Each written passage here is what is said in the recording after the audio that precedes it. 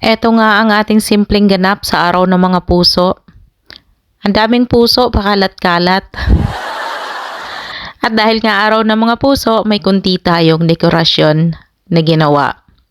At syempre, hindi nawawala yung ating mga card at maliliit na chocolate para sa mga bata.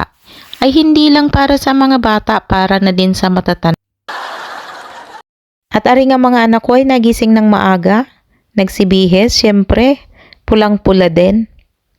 Valentine's nga daw, sabi ni Genevieve. At ito naman aming tatay dahil panggabi siya, galing na siya sa tulog.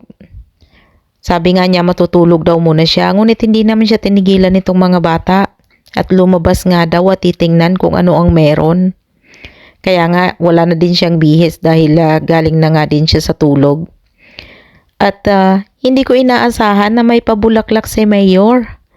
May pabulaklak si Mayor, hindi ko inaasahan yun dahil nga sa galing siya sa panggabi. Sabi niya sa akin wala nga daw siyang bigay. Sabi ko ayos laang yun, hindi naman nakailangan. At saka hindi nga naman sa amin uso mag-celebrate kahit ng Valentine's. Okay na kung may bigay siyang bulaklak o wala. Ngunit hindi naman niya pinabayaan, bumili pa din siya ng bulaklak dahil itong ang anak niya ay excited nga yan araw-araw. Araw-araw yan nagsusulat ng card para sa Valentine's. Ayan na nga at gustong-gusto din naman ni Lorenzo pati bulaklak.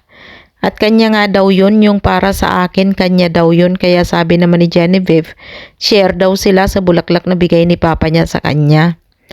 Yan talaga yung inaabangan ni Genevieve, yung bigyan siya ng bulaklak.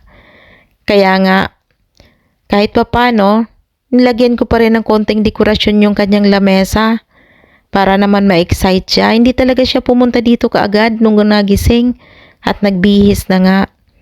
At sabi niya sa akin, tara papa, puntahan natin anong meron sa sala dahil nakasarado yung pinto. At syempre, may pa-card nga. At gumawa din siya ng card para sa amin. Happy Valentine's guys!